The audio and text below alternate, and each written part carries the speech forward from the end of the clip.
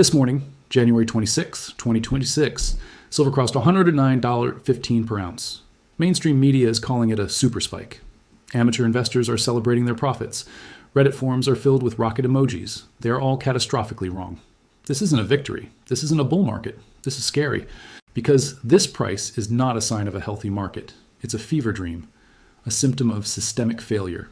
$109 silver just exposed the biggest lie in the financial system. And the house of cards is about to come crashing down. Let me show you why this terrifies me. In this video, we're not going to think like investors. We're going to think like detectives. We're going to expose the biggest market lie that $109 silver just shattered into pieces. First, I'll show you the infinite paper lie, the fraud that convinced you your ETF shares are real silver. Second, we'll demolish the abundant supply lie, and I'll reveal why London and New York vaults are actually empty. And third, the final reveal. We'll expose the manipulation lie, and I'll show you the leaked document that names the major bank that will go bankrupt when silver hits $130. This isn't financial commentary. This is an investigation. And what we uncover will shock you. Let's begin with the first lie, the one that's been hiding in plain sight for decades. The biggest lie in the silver market was this. Your ETF shares and COMEX futures contracts represent real silver. The lie was that you could convert your paper claims to physical metal whenever you wanted. Here's the truth. For every 1 ounce of physical silver that actually exists in vaults, the financial system has sold 400 ounces of paper claims. 400 people holding tickets, 1 seat available. This is a game of musical chairs designed to collapse. And in January 2026, the music stopped. Let me show you how it broke. In December 2025, something changed. Industrial users, Apple, Tesla, Samsung, stopped accepting paper contracts. They demanded physical delivery. The Pentagon's Strategic Silver Reserve Program started pulling metal out of COMEX vaults by the millions of ounces. And when everyone showed up demanding their silver, the banks had a problem. They didn't have it. On January 14, 2026, a European hedge fund filed for delivery of 25 million ounces from COMEX. That's 5,000 contracts. COMEX delayed. Then on January 18th, they sent a notice. Physical delivery temporarily suspended. Cash settlement offered at prevailing market rates. In plain English, we don't have your silver. Take cash or sue us. That was the moment the lie died.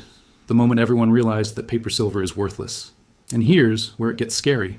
Paper silver is still trading at $109. But if you go to a dealer and try to buy physical silver today, you're paying $145 to $155 per ounce.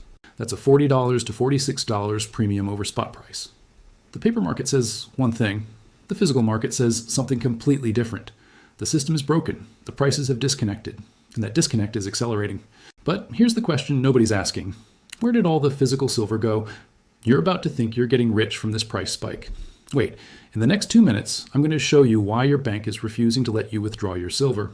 They have a legal excuse called force majeure, and they're about to use it on you. So where did all the physical silver disappear to? For years, mainstream media and industry analysts told us silver supply is abundant. There are vast stockpiles. No shortage exists. That was a lie. Here's what was actually happening. For the past 5 years, the world has been running a structural deficit. Global demand exceeded mine production by 15% to 20% annually. We were consuming more silver than we were mining, every single year. So where did the extra silver come from? Above ground stockpiles, vaults that had accumulated silver over decades. Those vaults are now empty.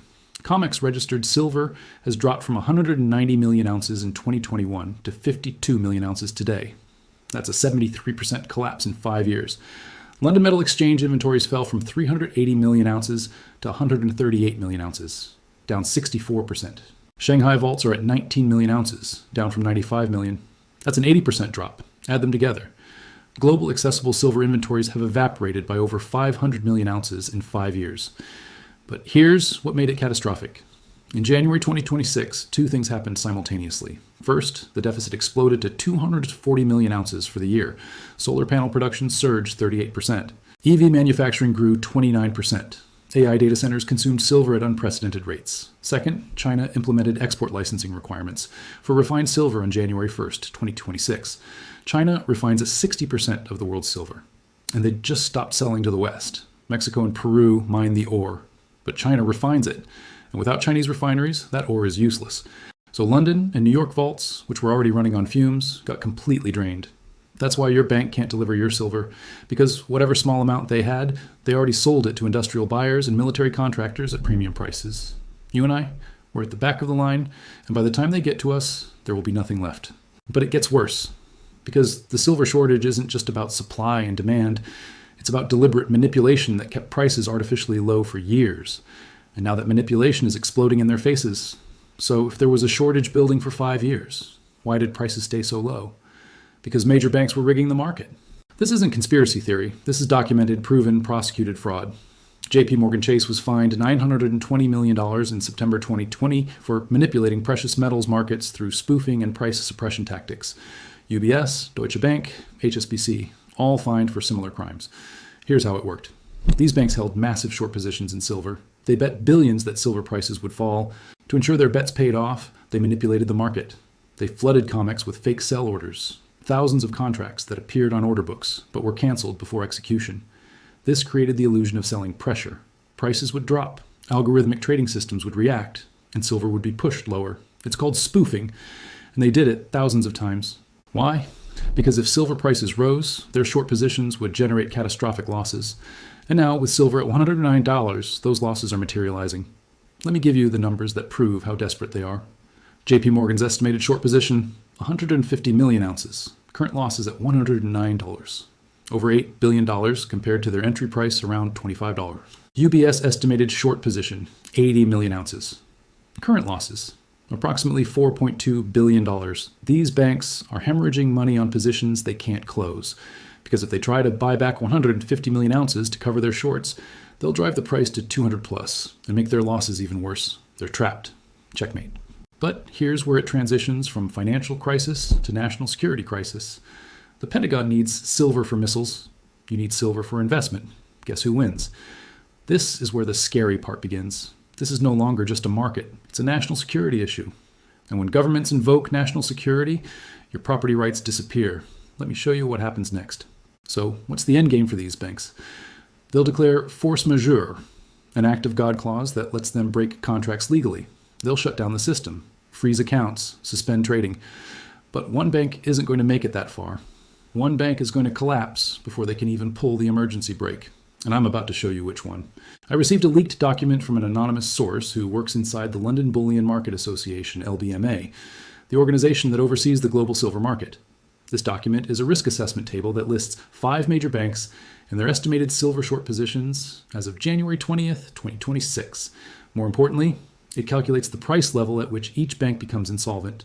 Let me show you what's on that table.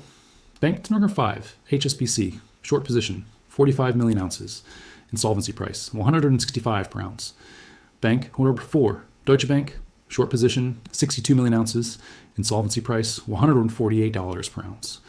Bank number 3, UBS, short position, 80 million ounces. Insolvency price, $138 per ounce. Bank number 2, JP Chase, short position, 150 million ounces. Insolvency price, $140 per ounce. Bank number 1, Credit Suisse, commodity trading desk, short position, 95 million ounces. Insolvency price, $130 per ounce. Silver is at $109 right now. Credit Suisse becomes bankrupt at $130. That's a $21 move. At the current rate of increase, that's 72 hours away. And when Credit Suisse collapses, it triggers a cascade. Because they owe silver to other banks who owe silver to other institutions. It's a daisy chain of counterparty risk. When one domino falls, the entire financial system falls with it. This is the 2008 Lehman Brothers moment. But instead of mortgage-backed securities, it's silver derivatives, and there's no bailout coming. Because governments are bankrupt themselves. The U.S. national debt is $35.8 trillion. Interest payments are $1.6 trillion annually. They can't print another $5 trillion to save the banks without destroying the dollar completely. So they're going to let the banks fail. And when they fail, your paper claims go to zero. Your SLV shares, worthless. Your unallocated silver account, frozen, then confiscated under emergency provisions. The only thing that will survive is physical metal in your possession. Let me give you the action plan that could save you. So why is $109 silver scary? Because it's not a sign of market strength. It's a symptom of systemic collapse. Your paper wealth is an illusion. The only real wealth is physical metal you can hold. Here's your survival plan. Action number 1, audit your holdings. Go through your portfolio right now. How much is paper? How much is physical? If you're holding SLV, SIVR, or any silver ETF, you're holding nothing. Exit immediately. Action number 2, exit paper, enter physical, sell every paper position and convert to physical silver. Yes, premiums are high. Yes, it's expensive. But when the system collapses, when banks freeze accounts, when ETFs suspend redemptions, physical will be the only thing that matters. Pay the premium. Buy the metal. Get it delivered. Action number 3, private storage. Don't store your silver in a bank vault. They'll be the first targets for government requisitioning under Section 232 critical infrastructure provisions. Store it privately, your home, a hidden safe, buried on private property, anywhere the government can't easily access it. Action number 4, prepare for the lockdown. When Credit Suisse collapses, governments will declare a silver market emergency. Trading will be halted, accounts will be frozen, transactions will require government approval. Get your metal now before the lockdown, because after it begins, you won't be able to buy at any price. Now let me ask you, do you believe this league table is real? Do you think Credit Suisse will actually go bankrupt when silver hits $130? Or do you think I'm fear-mongering? Drop your answer in the comments. Let's see where this community stands. And if you want to know the 3 Phoenix assets that will not only survive this crash, but potentially deliver 100x returns when the system rebuilds, subscribe to this channel. Because my next video reveals the assets that rise from the ashes when everything else burns. $109 silver isn't a celebration, it's a warning. The biggest lie in financial history has been exposed. The system is breaking, and only those holding real physical assets will survive. Stay safe. Trust the metal, not the paper. The crash is here, and it's accelerating.